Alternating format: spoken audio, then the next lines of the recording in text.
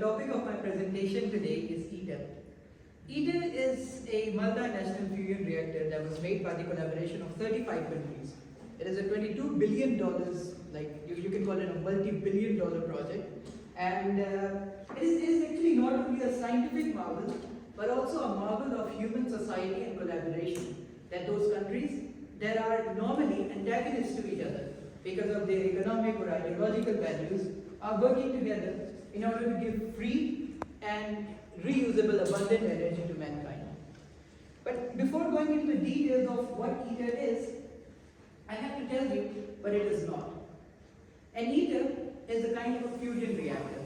It is a closed-ended fusion reactor which falls into the category of sort of machines that you use in order to cause nuclear fusion.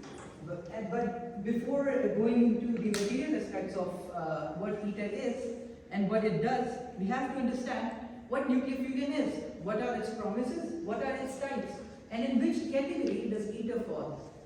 So, the promises of nuclear fusion. Before going into that, let me just tell you briefly about the concept of nuclear fusion. It's a fairly simple concept.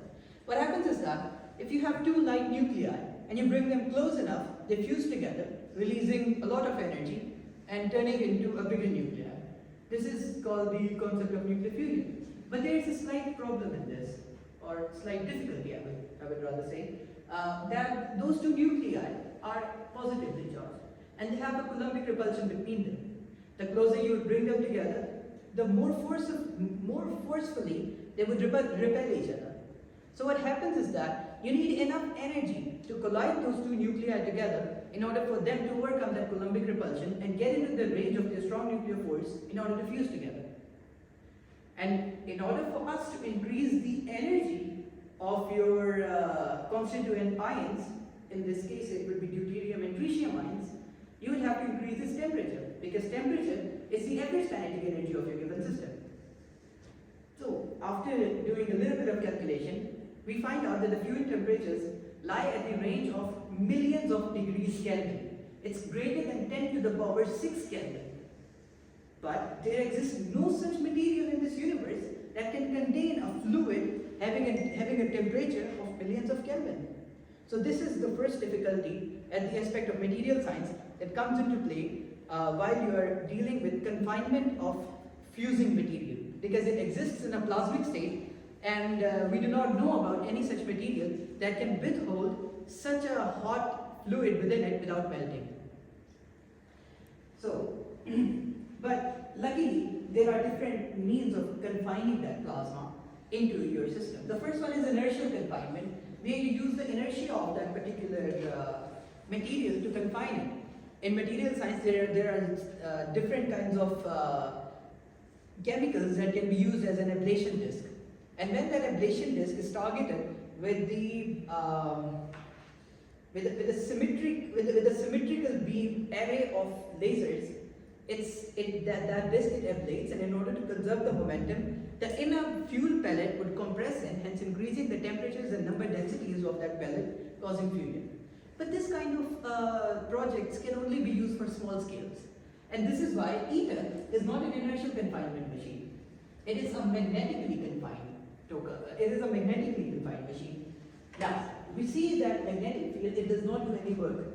And it affects the positive charges in the same way as it does the negative charges. The only difference is that the cyclotron motion of the positive and negative charge will have different orientations in a magnetic field, going towards, suppose in this direction, if you have a positive charge, it will move anti-clockwise. If you have a negative charge, it will move clockwise. But there would be no sufficient charge separation, generating some instabilities. And hence you can easily contain it in a plasma, but you would still need a container. What that container would look like, I'll have to go into those details. Before that, there are two types of magnetically confined fuel reactors. The first one is an open-ended machine, the second one is a closed-ended machine. An open-ended machine, consider it as a solenoid.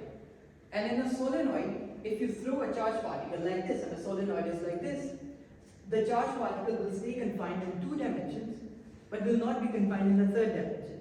And it will eventually go out of the system. So what people thought that rather than having a cylindrical magnetic field line, you can close those 2 ends and make a toroidal field, hence giving the name tokamak, a fuel reactor having a toroidal magnetic field. And your particles, since the magnetic pressure needs to be really strong. In fact, the kind of magnet that they use in ITER, it is strong enough to hold an aircraft carrier 6 feet above the ground. So it's a big deal. It's a really strong magnet.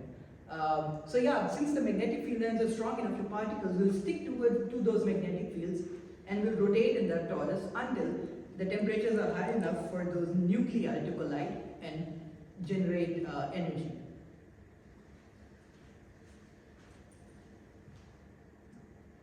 Now, ITER, it means the way in Latin. I really like this name because they are trying to say that this is the way to solve the problems of this world. And I go into this name and how good of an honor it is to give it the name of ITER in the end during the conclusions. And I've told you about its salient features, how it is a $22 billion project by the collaboration of 35 countries, notably India, China, Russia, USA, UK, and so on and so forth. And it has 10 million components. Each component as complex as the machine itself. Our focus in this project would be on the blanket shield module of ITER, which is sort of like the walls of the tokamak. Because the kind of materials that are needed in this system are extremely special and delicate. Now you might be thinking that, wait a minute, why would you need a delicate sort of a material? Because like I have said previously, that if your magnetic field is toroidal in nature, like this, and suppose the magnetic field lines are this, your particles are destined to follow that magnetic field lines. There are no interaction of your particles with the walls of the tokamak. Then who cares? Make it that of a glass so that we could see that magnificent plasma fusing around. Or make it that of steel or lead. Because of course, steel and lead are extremely strong materials and they can withstand higher temperatures, unlike glass. And but sadly, however, there's a little problem. Plasma is not a well-behaved child. It's actually one of those children of states of physics who are like the black sheep, you would like to call them, perhaps. And it is extremely turbulent in nature and it has a lot of instabilities. And it does interact with the walls of the tokamak because of the instabilities. And in order for us to understand what kind of materials do we have to use in that walls, we have to understand what kind of instabilities occur in a tokamak, and in that case, in ITER. Now, allow me to explain it. I'll not take too much time and I'll not delve into the details of mathematics. The fundamental problem with a toroidal magnetic field line is that the magnetic field lines are curved. And in plasma, you understand that in a curved magnetic field line, what happens is that your particles, they cause a drift in their motion, known as the curve B drift. Now imagine that this toroid is in XZ plane, all right? Or, it's actually more simpler to call it an XY plane. The system would be right-handed then. So this is an XY plane where your toroidal field exists, and your particles are moving. What happens is that a drift would occur, VB curvature, which is proportional to plus minus Q times V parallel square. This Q is positive E for ions and negative E for electrons. And what would happen is that your particles will start drifting in the normal direction normal to this plane.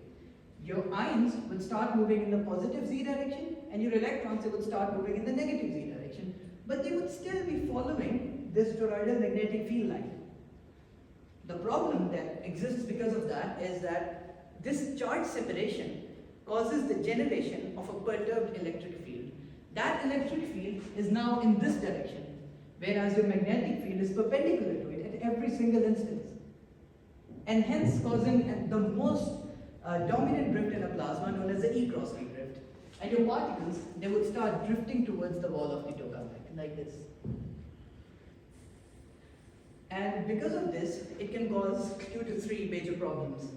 The first problem is that it can sputter the particles out of the walls of the tokamak, hence damaging the integrity of the reaction chamber. The second problem is that as those particles are colliding with those walls, it are not only disturbing what should I say? The right word would be They are not only disorienting the morphology of the wall, but the plasma is also cooling down because the energy that is being transmitted to the walls is coming from the plasma itself.